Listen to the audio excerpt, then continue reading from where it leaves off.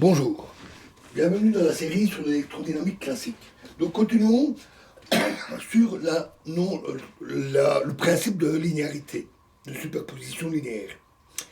Alors, les intensités des champs au niveau des orbites électroniques sont de l'ordre de 10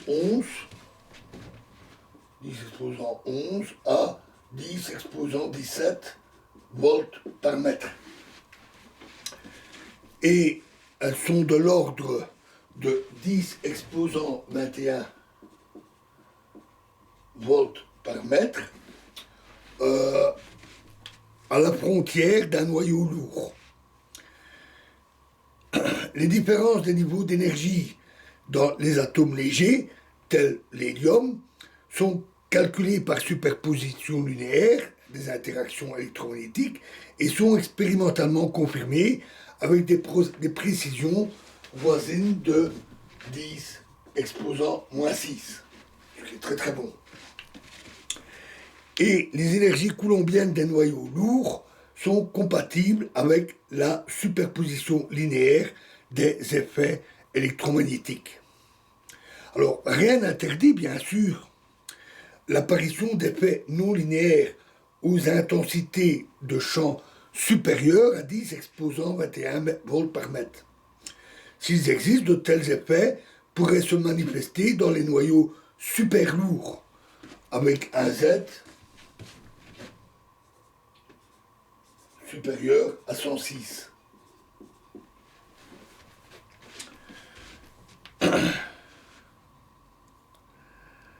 À 110, pardon. Z supérieur à 110, très bien sûr. Dans les niveaux d'énergie atomique, dans l'énergie coulombienne du noyau. Actuellement, on ne dispose d'aucun témoignage en faveur de l'existence, aux petites distances, d'un comportement classique non linéaire des champs dans le vide. Il existe, en revanche, une non-linéarité quantique des champs électromagnétiques. Elle est due au fait que le principe d'indétermination autorise la création par deux photons d'une paire électron-positron, rapidement suivie de leur annihilation avec émission de deux photons différents. Donc on a un schéma tel que on a deux photons de nombre d'ondes K1, K2 et deux photons de nombre d'ondes K3, K4, et dans l'effet intermédiaire, on a ici un électron, un positron et un positron. Donc on a la création de la paire électron qui interagit et qui s'annihile pour redonner d'autres photons. Ce processus s'appelle une diffusion photon-photon. Lorsque deux des photons sont des photons virtuels, représentant l'interaction au second ordre avec un champ coulombien nucléaire statique, ce processus s'appelle une diffusion Delbrück. Ces effets ont été mesurés. Ils sont très très faibles. Dans le cas de photons réels, les deux ondes planes incidentes, qui sont données par les deux photons ici, c'est-à-dire EI K1X moins I oméga 1T et EI K2X moins I oméga 2T, ces deux ondes planes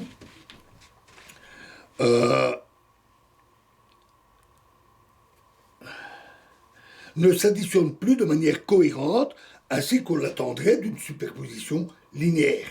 Mais elles interagissent entre elles, et avec une très faible probabilité, se transforment en deux ondes planes différentes de vecteurs d'ondes K3 et K4. Cette non-linéarité de l'électrodynamique quantique peut s'exprimer, du moins dans les champs lentement variables, en fonction du des tenseurs de perméabilité électrique et magnétique du vide. Donc on a DI égale epsilon 0 fois la somme sur K, epsilon IK EK, et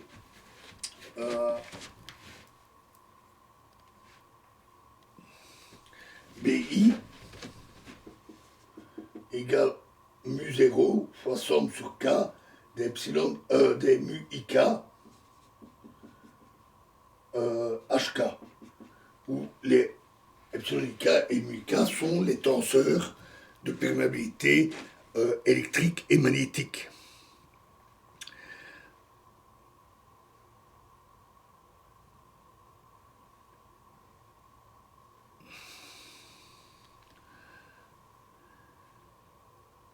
Et on a epsilon IK égale delta IK, le symbole de grand écart, c'est le cas classique dans le vide, plus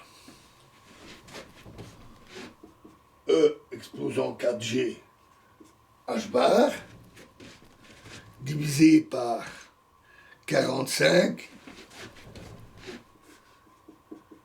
pi M4C7, 45 par 4 pi, 45 pi M4C7, fois 2 fois E carré moins C carré B carré,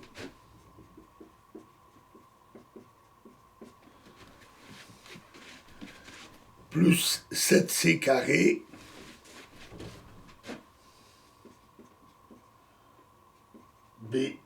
BIBK, qui se peut bêtise, ouais, plus de petits termes en plus, des termes plus petits. Et pour MUIK, on a quelque chose de tout à fait analogue, avec simplement une inversion des deux termes ici, et ici on a EI, EK, au lieu de BIBK.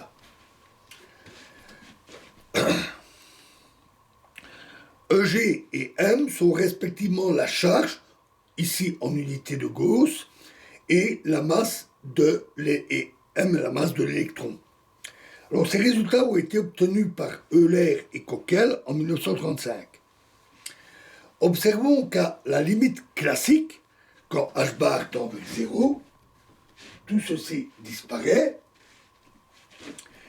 et les effets non linéaires disparaissent. Alors une comparaison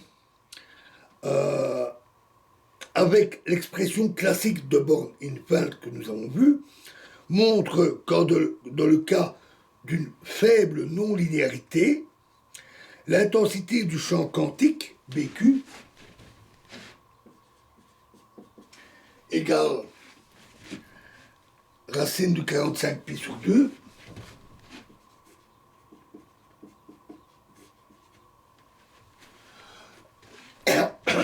fois racine de E carré sur H bar C, fois R0, non pardon, EG sur R0 carré,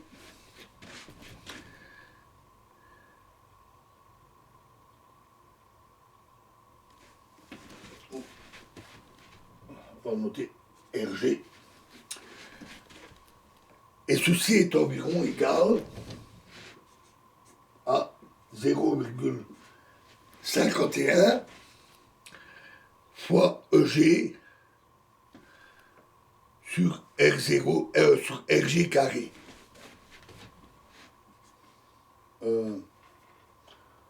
EG sur RG carré. Et il joue un rôle analogue à celui du paramètre B de Born-Infeld. RG, c'est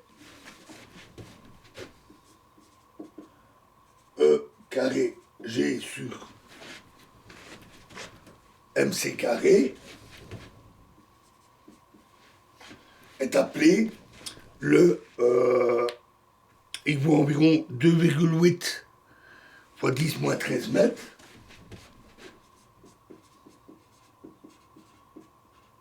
Moins 13 mètres, il est appelé le rayon classique de l'électron, ou rayon de Bohr. Et EG sur RG carré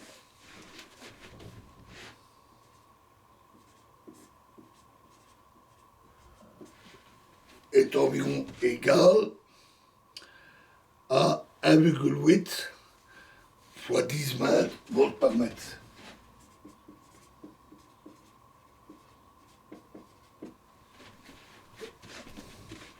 C'est le champ électrique à la surface d'un tel électron de rayon classique. Alors, deux commentaires en passant. Premièrement, les epsilon ik et mu ik qui sont dans ces expressions sont des approximations qui ne sont pas valides lorsque les intensités tendent vers BQ, ça devient trop intense, ou lorsque les champs varient trop rapidement dans l'espace et le temps. Les échelles de longueur et de temps critiques sont alors données respectivement par h bar sur mc et h bar sur mc carré. Et deuxièmement, alors bien que ce soit assez suggestif, la coïncidence numérique entre la valeur de BQ et de EG sur 2x0 carré, c'est 0,5 ici, cette coïncidence numérique, qui n'est d'ailleurs pas strictement exacte, est probablement fortuite, parce que BQ contient la constante de Planck h bar. Et donc ça donnerait, si on considérait ça comme plus qu'une coïncidence numérique, une relation entre la constante de Planck et les grandeurs telles que charge électrique, masse et rayon classique de l'électron. Ce qui est hautement improbable, d'autant qu'il n'y a aucune raison de penser que cette constante dériverait de l'électron et pas de toute autre particule élémentaire. Voilà, et nous continuerons la suite dans la prochaine vidéo. Je vous remercie.